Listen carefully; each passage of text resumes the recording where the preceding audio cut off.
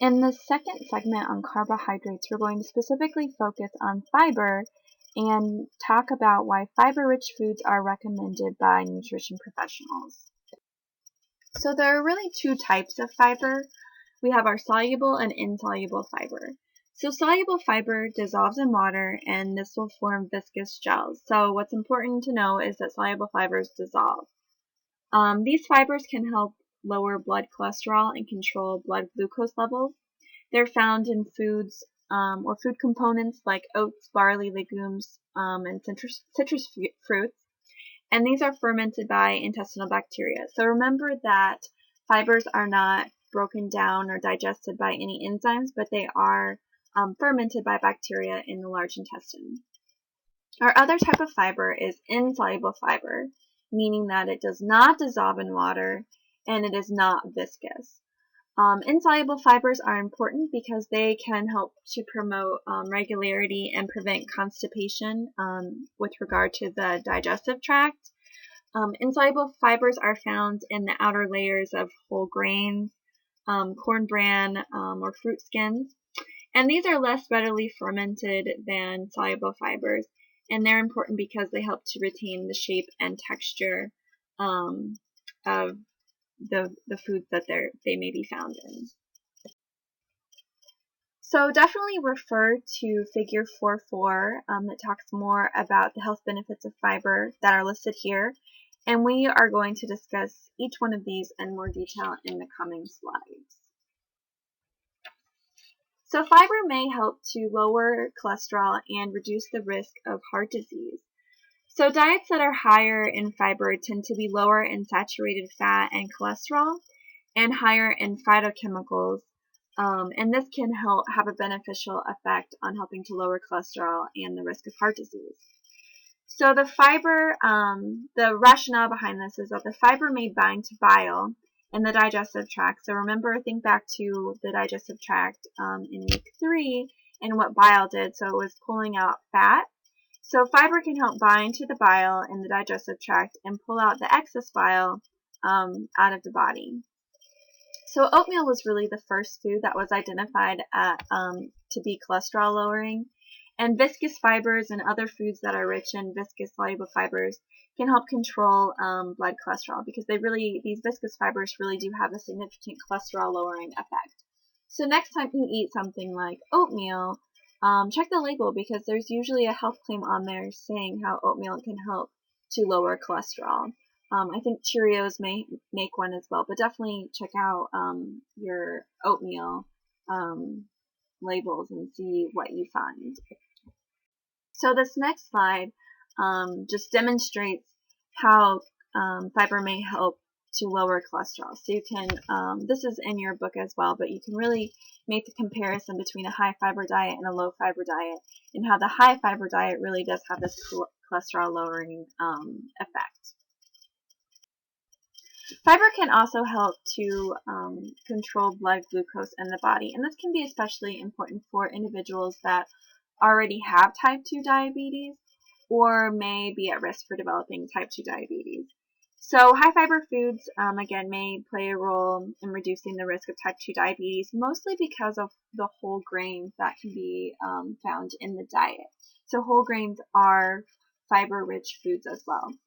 These soluble fibers help to regulate blood glucose, and because remember that fibers are not fully digestible, this can help to delay or slow glucose absorption and therefore prevent spikes in blood glucose levels. So these viscous fibers are really important in helping to modulate blood glucose control in individuals with diabetes and even those without. So very important for blood glucose control.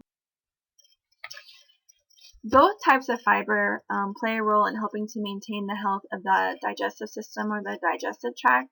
So soluble fiber is important in helping to maintain those normal bacteria found in the colon or the large intestine. And insoluble fibers are really important in helping to soften stools because they attract water and swell, and this helps to speed up the transit time through the intestine.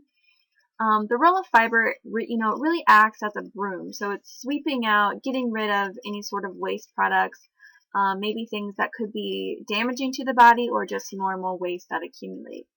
So again, fiber-rich foods are really important for helping to reduce or prevent constipation.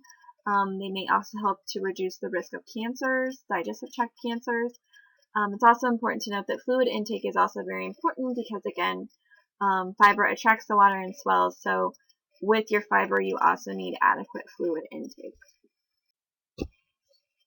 Research also shows that fiber can play a role in healthy weight management. So remember that carbohydrates provide 4 calories per gram, but fiber is not fully digested, or it's not digested by the body, so we don't get all of the 4 calories. So therefore, fiber really does provide less energy per bite because of this indigestibility.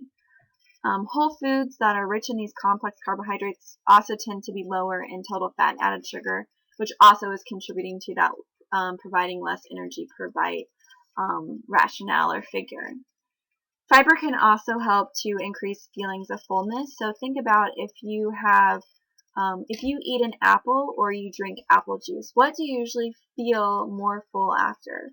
Probably the apple because of the fiber that is found in the actual apple. When we have juice products, the fiber is usually removed, and we're missing out on that fiber that's helping to keep us full, what's going to absorb the water. So fiber is really important in helping to keep us full, and it can delay feelings of hunger. So because of this, it can also help to reduce food intake, prospective food intake. Looking at fiber recommendations, so again, refer to the table in your book for recommendations for all carbohydrate intake, but with regard to fiber, very few Americans are meeting recommendations. So the recommendation is 14 grams of fiber per 1,000 calories consumed. So this comes out to about 25 grams per day for women and about 38 grams per day for men. However, the average intake is really only about 14 to 15 grams. So not even really half of the recommended intake is what people are actually consuming. So we all need to work on increasing our fiber intake to help get us closer to that 25 for women or 38 grams for men. There isn't a tolerable upper intake level, or UL. So there's really no harm of having excess in regards, like there's no toxicity.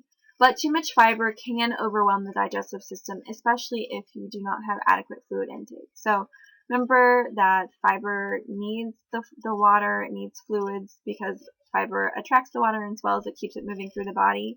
So you want to make sure that you have adequate fluid intake. Consuming too much fiber could be detrimental in that it may displace other nutrients and actually energy because you're not getting as much energy from just fiber-rich foods because they're not fully digestible. So it's really important that you consume, you definitely want to meet your fiber recommendations, but you don't want to overconsume so that you're not getting enough total energy or enough other nutrients. So most of us don't have this problem because, again, we're not consuming enough fiber to even meet our daily recommendations. But again, something to be mindful of and some food for thought.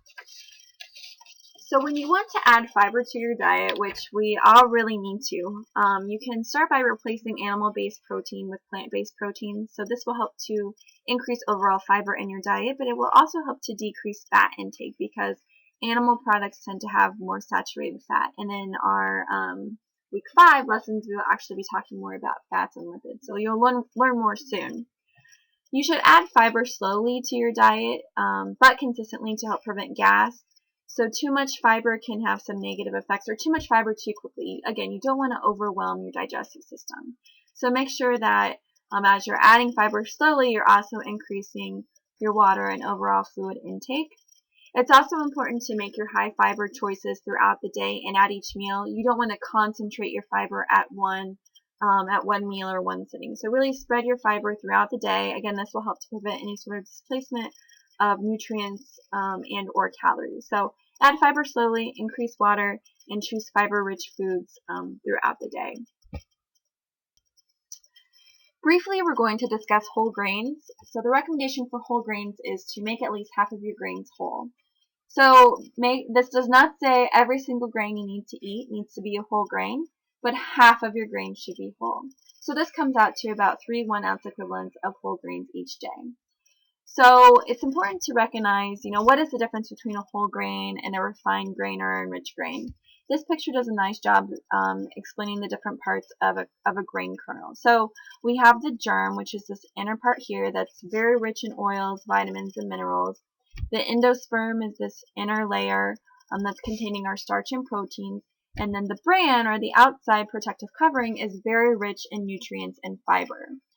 So a whole grain contains, just like it sounds, the whole grain. So it contains the germ, the endosperm, and the bran.